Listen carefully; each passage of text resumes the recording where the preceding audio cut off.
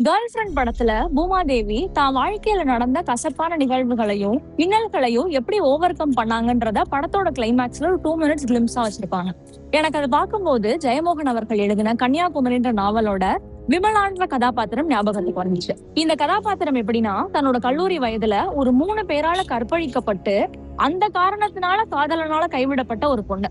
விமலாவும் அந்த காதலனும் ஒரு 20 வருஷம் கழிச்சு மறுபடி கன்னியாகுமரியில சந்திக்கிற ஒரு சூழ்நிலை வரும். அப்போ அந்த காதலன் ஒரு டைரக்டரா இருப்பான்.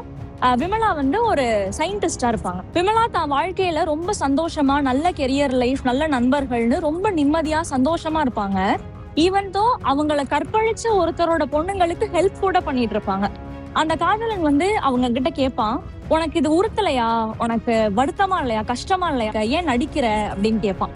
உடனே அவங்க இல்ல, இது ஒன்றும் அவ்வளோ பெரிய விஷயம் இல்ல அப்படின்பா. உடனே அவன் இல்ல, நீ பொய் சொல்ற, நீ வேஷம் போட்டுக்கிற, உன்னை இது அஃபெக்ட் பண்ணாத மாதிரி நீ வேஷம் போட்டுக்கிற அப்படின்பா. உடனே அவங்க சொல்லுவாங்க, நிஜமாவே இல்ல, ஒருவேளை இந்த விஷயம் சின்னதாகிற அளவுக்கு நான் பெருசா சாதிச்சிட்டேன் போல் இருக்கு அப்படின்னு சிரிச்சுட்டே சொல்லுவாங்க. இந்த 2 பெண் கதாபாத்திரமே நமக்கு சொல்ல வர்றது என்னன்னா, இப்ப நமக்கு ஏதாச்சும் ஒரு துயரமான சம்பவமோ அசம்பாவிதமோ நடந்துருச்சுன்னா அந்த இடத்திலேயே தேங்கிடாம அந்த விஷயம் சின்னதாகிற அளவுக்கு நம்ம பெருசா ஏதாச்சும் பண்ணிடணும்.